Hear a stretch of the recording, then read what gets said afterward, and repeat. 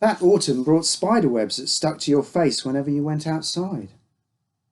One warm Sunday, I was rooting around in the shed at the bottom of the garden. It was full of junk. 2 rusting lawnmowers and a fridge partly wrapped in a black bin bag, as if someone had half-heartedly tried to bag it to put out with the rubbish. And there was the machine I found under a ragged blue tarpaulin. Dad said it must be some sort of printer, but it looked too old somehow. There didn't seem to be a way to plug it into anything. There was a handle shrouded in cobwebs. Unlike the other things in there, it wasn't all brown with rust. It was sort of mottled grey, speckled with yellow and green flecks, like that stuff you see on old gravestones. "Is that lichen, Dad?" I asked, trying to impress. "Lichen, David," he corrected me. "What does it say on it?" "Let's see, shall we?" He brushed the cobwebs away from the letters carved into the stony surface, scattering spiders and their spongy egg sacs all over the rotten floor of the shed. "The quickener," he read. "Quickener," he said again. "Quickens what?" Above the thing's slit mouth were smaller letters.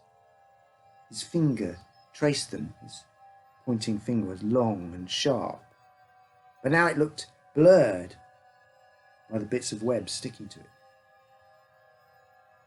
"Feed image in here," he read slowly. "Then wait." "Look, Dad, those carvings. What do you think they mean?"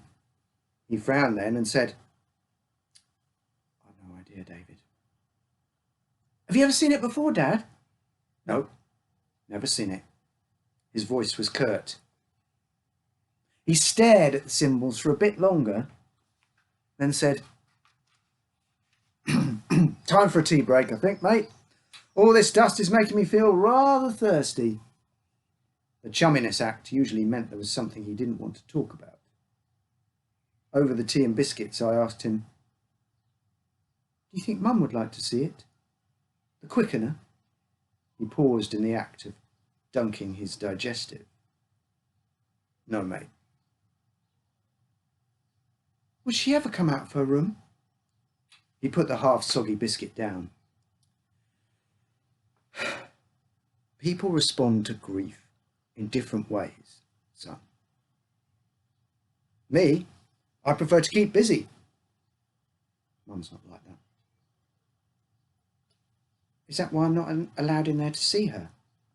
He just nodded, then got on with whatever he did to keep himself busy. I preferred to keep busy too. So the following afternoon, I sneaked into the shed after school with a photo of Emily, taken a month before she died. Dad was still at work. Mum was still in bed. I knew what to do. The quickener told me. Carefully, I fed the picture of my baby sister into the machine's mouth and waited. The mouth looked dark and wet as it sucked the paper in. Nothing happened. Eventually, I got cold, hungry, tired of sitting in the damp, dusty shed, and went back inside. Eventually, I forgot about it until I awoke to the sound of crying. Sometimes I thought I heard crying like this from Mum's room, but the sounds were usually faint enough for me to convince myself I was imagining it. Not this.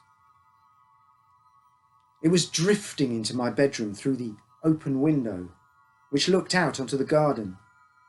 The warm, still Indian summer weather had broken that evening, and the wind was bringing in the sound in waves, along with squally flurries of rain pattering on the panes. Could have been a fox, I suppose. It had that strange, half-human, keening quality.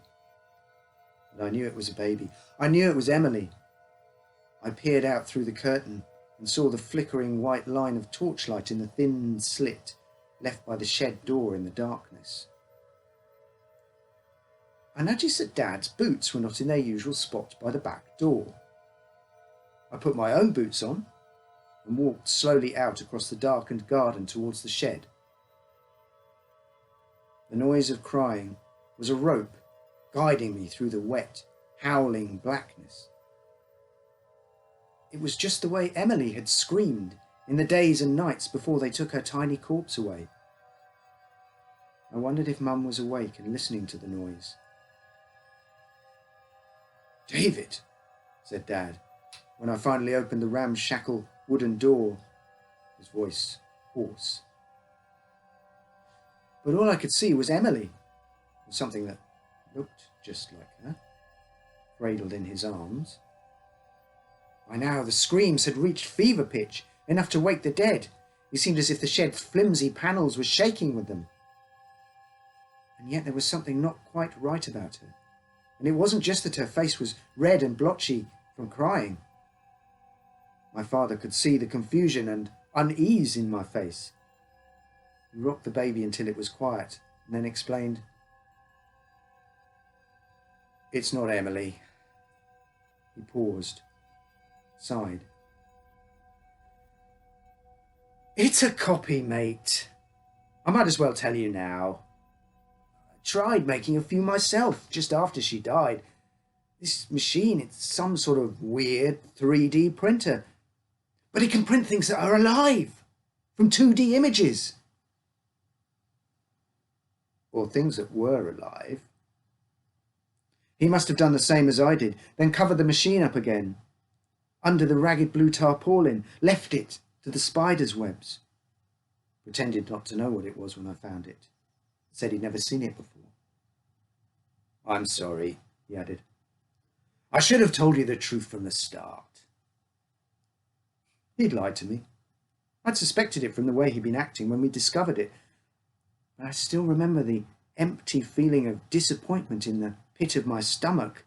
Now this was confirmed. It was one thing avoiding certain subjects, leaving certain things unsaid.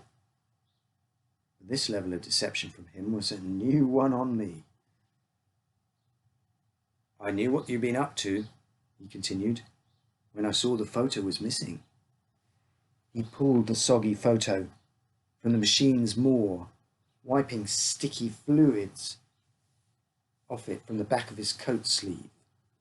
Even now I still wonder if he meant me to find it.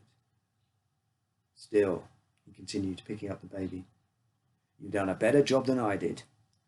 You've obviously got away with this machine, mate. This is the best one yet. Mum might not even notice the difference." He was rocking the baby, calming her, shushing her cries. Basking in the rare glow of his approval, my disappointment temporarily forgotten, I asked, "What do you mean, Dad?" "Let's take Emily to see Mum, and I'll show you." I beamed at him. I could tell I'd passed some sort of test by operating the printer or quickener or whatever it was, but perhaps by hiding my upset at his dishonesty. "Do you mean I can go inside Mum's room now?"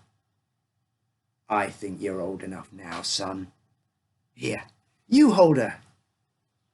The baby's alien black eyes gazed up at me, just like in the photograph. I was nervous as he led me up the stairs to the door that had been closed to me for so long. What did he mean? Old enough. The wind was making Mum's bedroom door rattle in the frame now, and it might have been its moaning that I could hear from behind it. I don't know what I expected to see. I hadn't expected to see one cot, let alone 3. "Hello, David," said Mum, holding something I at first took for an oddly shaped hot water bottle tucked under her coverlet. She looked so much older than I remembered. But then I hadn't seen her for a year. "David's brought someone to see you, Mary. You might be needing another cot," Only 2 out of the 3 cots were occupied, and only one of the creatures inside could be making the mewling I could no longer pretend was the wind or my imagination.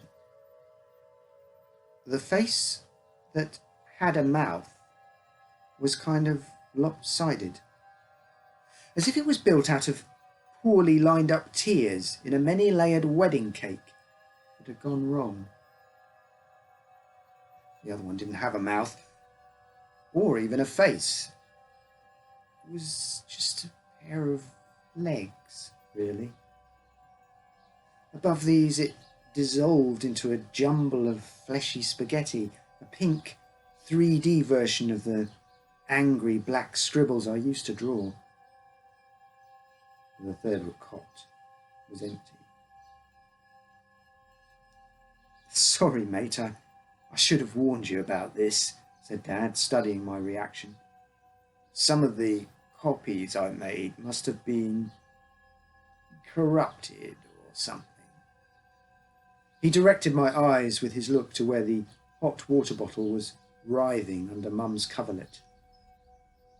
I could just make out a stringy scrap of mouth sucking at her, making rubbery sounds. Her eyes were closed with what looked like, to me at the time, like dreamy bliss, although I now think it might have been exhaustion. She smiled and listened to Dad explaining how clever I'd been to get the machine working properly. But when she opened her eyes and looked from the copy I'd made to the glitched versions she'd been nursing all these months, her smile looked more and more thin and wan with every passing